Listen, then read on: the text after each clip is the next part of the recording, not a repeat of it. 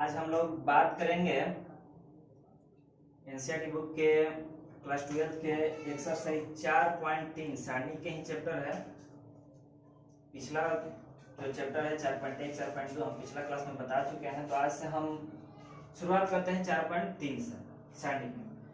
तो 4.3 एक बहुत ही सरल और बहुत ही आसान चैप्टर है, जो एक पिछला पढ़ा हुआ चीज का ही हम एक उसको डेवलप कर करके डिटरमिनेंट में हम त्रिभुज के क्षेत्रफल को हम बनाने की कोशिश करेंगे सारणी की सहायता से।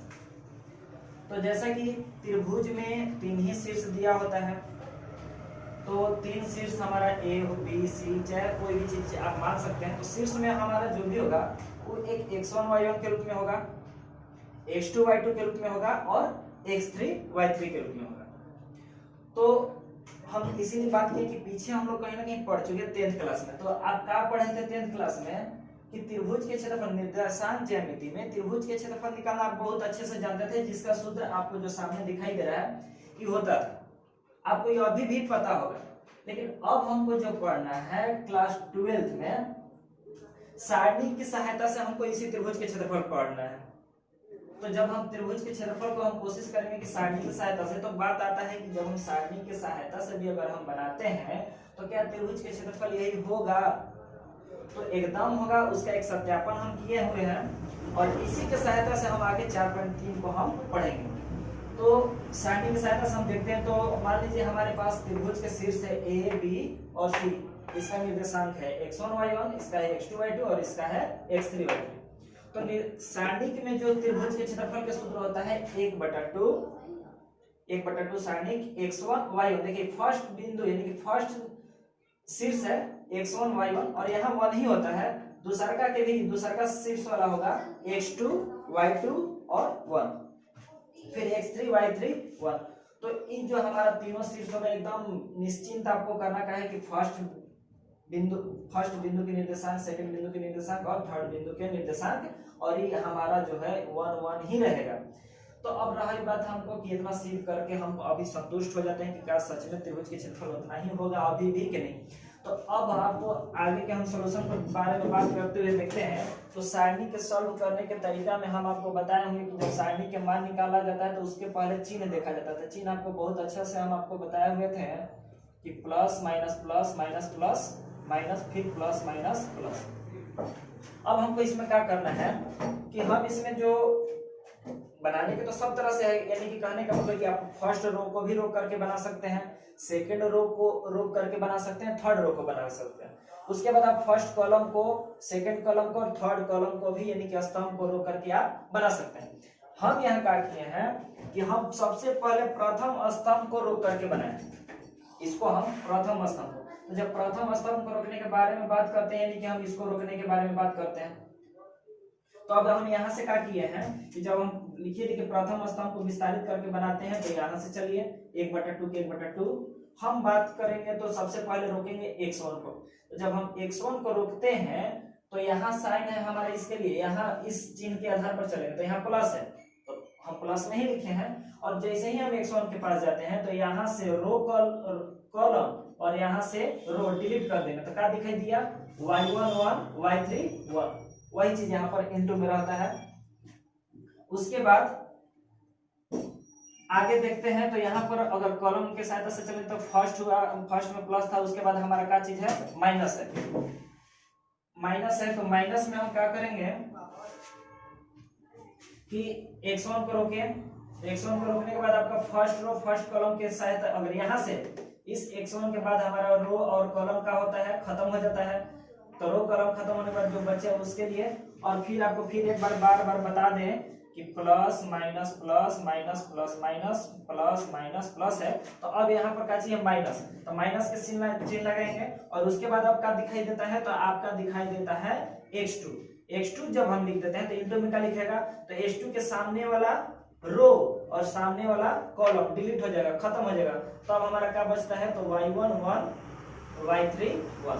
फिर इसके बाद आगे बढ़ते हैं तो प्लस के ही साइन है, तो प्लस के साइन के साथ हम रोकेंगे x3 को, और जैसे ही x3 को रोकते हैं तो इसके सामने वाला रो और इसके सामने वाला कॉलम डिलीट हो जाएगा, तो जो दिखाई दिया वो हम लिखते हैं। अब बाकी आपको 2 गुने 2 कोटि के रो सॉरी 2 गुने 2 कोटि के सारणी को आपको सॉल्यूशन करने के खूब बेहतर ढंग से आपको बताया गया है। तो उसमें आपको बताया गया कि अगर a b c d के रूप में अगर होता है तो आप सबसे पहले इसमें इंटू कीजिएगा, a इंटू डी, काची के साइन लगता है माइनस के, और फिर यहाँ से हो जाएगा b इंटू सी। तो जस्ट वही प्रक्रिया हम यहाँ भी लेके चले हैं कि x1 की x1 y1 into 1 y1 sorry y2 into 1 कितना अभी बोले ना a गुने d, तो उसके सहायता से y2 इंटू 1 y2 का के साइन रहेगा माइनस का साइन रहेगा, और y3 इंटू 1 तो y3 हो जाएगा, फिर माइनस x2, और फिर बाकी के प्रोसेस उसी तरह से रहेगा y1 into 1 y1 minus y3 into 1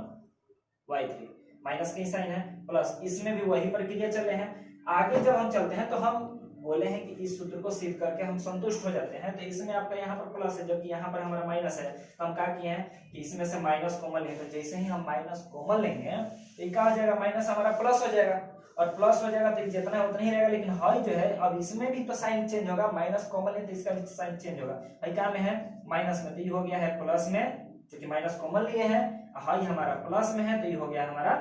minus में, फिर प्लस जितना है उतना ही रहेगा। तो अब आप देख सकते हैं कि भी त्रिभुज के जो सूत्र है, इसी त्रिभुज के सूत्र के आधार पर सेम टू सेम आपका वही है, यानी कि हम कह सकते हैं कि हाई जो हम पीछे के क्लास में जो हम पढ़े हुए थे वही चीज हमारा दोबारा यहाँ पर हमको सिद्ध हुआ है। यानी कि अगर हम इस क्लास 12 के अगर हम पाठ 4 में सारणी की अगर हम बात करेंगे और इसके सहायता से त्रिभुज के क्षेत्रफल अगर हमको पढ़ने के बाद आता है तो हम कह सकते हैं कि इस सूत्र के जगह पर हम इसका भी प्रयोग कर करके हम बना सकते हैं। तो अब हमारा बात केवल यही रिपीट होता है कि त्रिभुज के क्षेत्रफल का सूत्र हमारा हो जाएगा, ये वाला फार्मूला हम लगा सकते हैं कि 1/2 सारणी की x1 y1 1 x2 y2 1 x3 y3 1। इसके बाद और हम आगे बढ़ेंगे जो कि ये भी एक पढ़ा हुआ ही रूप है। क्या पढ़े थे हम लोग, तो संरेख के बारे में हम पिछला क्लास फिर से बात करें कि 11th 12th 10th 12th में शायद हम लोग पढ़ेंगे 11th में कि संरेख कब होता है। तो संरेख के लिए भी उसको प्रूफ करना होगा, तो उसके लिए भी आपको बता दें कि अगर 3 को बिंदु दिया हो और उसके संरेख के बारे में पूछे कि क्या यह तीनों बिंदु संरेख है, तो हम तीनों बिंदु को इसी तरह से x1 y1 x2 y2 x3 y3 हम मान करके चलेंगे, और जब उसको लेके चलेंगे तो उसको भी हम त्रिभुज के क्षेत्रफल ही निकालेंगे, और त्रिभुज की जब क्षेत्रफल निकालेंगे तो उसका आंसर होना चाहिए 0। अगर जैसे ही 0 हो जाता है, जैसे ही 0 हो जाएगा तो समझ लीजिए कि तीनों बिंदु हमारा क्या है, संरेख है। तो 3 संरेख बिंदुओं से बने त्रिभुज का क्षेत्रफल 0 होता है, और अतः संरेख होने के लिए हमको त्रिभुज के क्षेत्रफल को क्या होना पड़ेगा, 0 होना पड़ेगा। और त्रिभुज के क्षेत्रफल अभी क्या लिखा है, इतना लिखा है 1/2 x1 y1 1 x2 y2 1 x3 y3 1। अब बताइए हई टोटल के टोटल हमारा इधर गुना में है,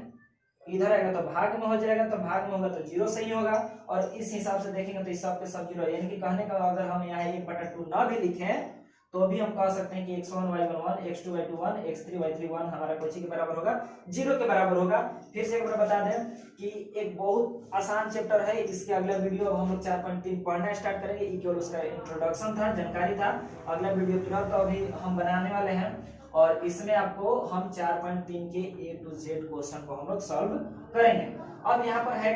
फिर से एक बार रिपीट कर देते हैं कि त्रिभुज के क्षेत्रफल हमारा हुआ इतना, जो पहले हम लोग के इस चीज को हम जानते थे। उसके बाद एक पॉइंट और आएगा कि संरेख है, तो संरेख के लिए हमको त्रिभुज के ही क्षेत्रफल लेके चलना होगा, जिसको हमको 0 के बराबर करना होगा। एक चीज और है इस चीज में, केवल 4.3 के लिए बात है तो हम करें क्या है। तो अगर मान लीजिए बनाते वक्त, फिर से एक बार सुनिए, ध्यान से सुनिएगा, अगर बनाते वक्त त्रिभुज का क्षेत्रफल पहले से ही दे दिया हो, क्षेत्रफल पहले से ही क्या किया हो, दे दिया हो, तब हम क्या करेंगे, उसमें अगर कहीं बिंदु निकालना हो या फिर समीकरण निकालना हो तो आपको एक बात ध्यान में रखिएगा कि उस क्षेत्रफल को हम प्लस के साथ भी लिखेंगे और माइनस के साथ भी लिखेंगे। यानी कि अगर कह दिया कि क्षेत्रफल हमारा 10 है और समीकरण निकालना है या फिर बिंदु निकालना है, तो हम इस क्षेत्रफल को प्लस में नहीं बल्कि प्लस के साथ साथ माइनस पर भी हम हल करेंगे, यानी कि दोनों चीज लेंगे, प्लस भी और माइनस भी। तो वही यहाँ पर है कि यदि हमारा क्षेत्रफल दिया हो, क्या दिया हो, क्षेत्रफल, तो क्षेत्रफल दिया होगा तो बनाते समय हम सारणी का जो क्षेत्रफल होगा उसको हम प्लस में भी लेके चलेंगे और माइनस दोनों में लेकर के चलेंगे हम। तो इतना ध्यान में रखना है कि अगर क्षेत्रफल दिया हो तब